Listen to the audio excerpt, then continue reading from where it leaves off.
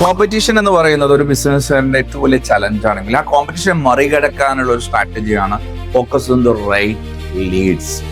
നമ്മുടെ എല്ലാവരും മിന്നുന്നതെല്ലാം പൊന്നല്ല എന്ന് പറയുന്ന പോലെ എല്ലാവരും നമ്മുടെ റൈറ്റ് കസ്റ്റമേഴ്സ് അല്ല. ബിക്കോസ് പീപ്പിൾ എന്ന് പറയുമ്പോൾ ഒരുപാട് ആളുകൾ ഉണ്ടാവും. ഈ ആളുകൾ എല്ലാവരും കൂടി നമ്മുടെ റൈറ്റ് കസ്റ്റമേഴ്സ് അല്ല. ഈ കസ്റ്റമേഴ്സിൽ രണ്ട് വിഭാഗം ആൾക്കാരുണ്ട്. ഒന്നെന്ന് പറയുന്നത് ബൈയിങ് കസ്റ്റമേഴ്സ് ആണ്, ബൈയിങ് കസ്റ്റമേഴ്സ്. രണ്ടാമത്തെ വിഭാഗം ആൾക്കാരെന്ന് പറയുന്നത് പേയിങ് കസ്റ്റമേഴ്സ് ആണ്.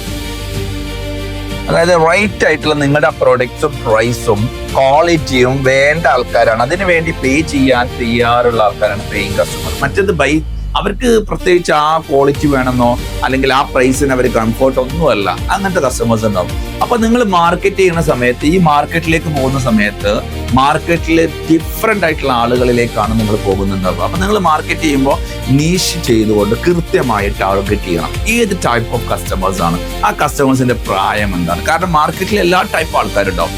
ഏത് തരം പ്രൊഫഷൻസ് ആണ്, അവരുടെ പർച്ചേസിങ് പാറ്റേൺ ഏതാണ്. അതായത് സിമ്പിൾ ആയിട്ട് പറഞ്ഞു കഴിഞ്ഞാൽ കസ്റ്റമറുടെ പെർഫെക്റ്റ് പെർസോണ, അവതാർ എന്നൊക്കെ നമ്മൾ പറയില്ലേ, അതുപോലെ കസ്റ്റമേഴ്സിന്റെ ഡീറ്റെയിൽ ആയിട്ടുള്ള പ്രൊഫൈല് നിങ്ങളുടെ കയ്യിലുണ്ടാവണം.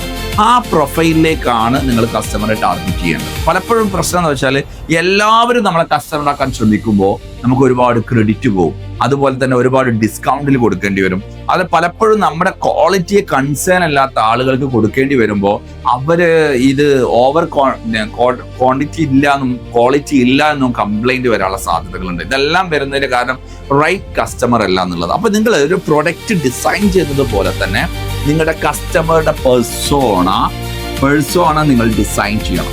ഈ പെർസോണ ഡിസൈൻ ചെയ്തിട്ടതിന് ശേഷം നിങ്ങളുടെ ഈ കസ്റ്റമേഴ്സിന്റെ പ്രത്യേകതകൾ എന്തൊക്കെയാണ്, അയാൾ ഏത് ഏജിലുള്ള ആളാണ്, എന്താണ് അയാളുടെ പ്രൊഫഷൻസ്, എത്ര ബഡ്ജറ്റിലാണ് അവർ വാങ്ങുന്നത്, അവർ വാങ്ങുന്ന പാറ്റേൺസ് എന്താണ്, ഇതെല്ലാം ഓരോന്നോരോന്ന് കണ്ടെത്തി കഴിയുമ്പോൾ നിങ്ങൾക്ക് ഈ വലിയൊരു കസ്റ്റമർ ലൈനിൽ നിന്ന് നിങ്ങളുടെ കസ്റ്റമേഴ്സിനെ നിങ്ങൾക്ക് അടയാളപ്പെടുത്താൻ, ഈ ടൈപ്പ് ഓഫ് കസ്റ്റമർ ആണ് അടയാളപ്പെടുത്താൻ സാധിക്കും.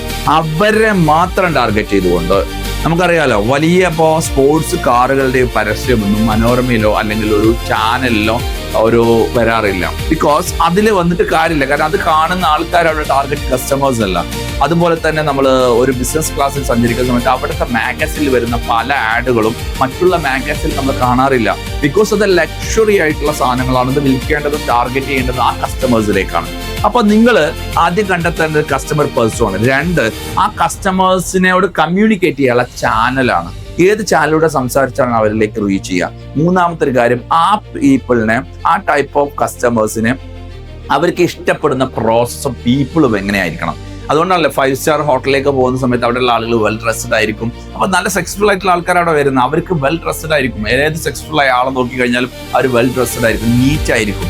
അങ്ങനത്തെ ഒരു എൻവയോൺമെന്റ് അവിടെ ഇല്ലെങ്കിൽ അവരവിടെ വരില്ല. അതുകൊണ്ട് അവർക്ക് വേണ്ട രീതിയിലുള്ള പീപ്പിളിനെയും, അതുകൊണ്ട് A people attract A people, A people attract A people, B people attract see people. അതുകൊണ്ട് എ ക്ലാസ് കസ്റ്റമേഴ്സിനെ നിങ്ങൾ ഉദ്ദേശിക്കുന്നുണ്ടെങ്കിൽ എ ക്ലാസ് പീപ്പിൾ തന്നെ നമ്മുടെ കീഴിൽ വേണം. സോ ആ പ്രോസസ്സ് നമ്മൾ ഡെവലപ്പ് ചെയ്യും. അങ്ങനത്തെ SOPs ഉണ്ടാക്കണം. എന്നാൽ മാത്രമേ നിങ്ങൾ ഉദ്ദേശിക്കുന്ന രീതിയിലുള്ള കസ്റ്റമർ, റൈറ്റ് കസ്റ്റമർ അല്ലെങ്കിൽ നിങ്ങൾ കോമ്പറ്റീഷനിൽ പെട്ടുപോകും, ഒരുപാട് ലോസ് വരും. So anyway, focus to right customer, right Leeds.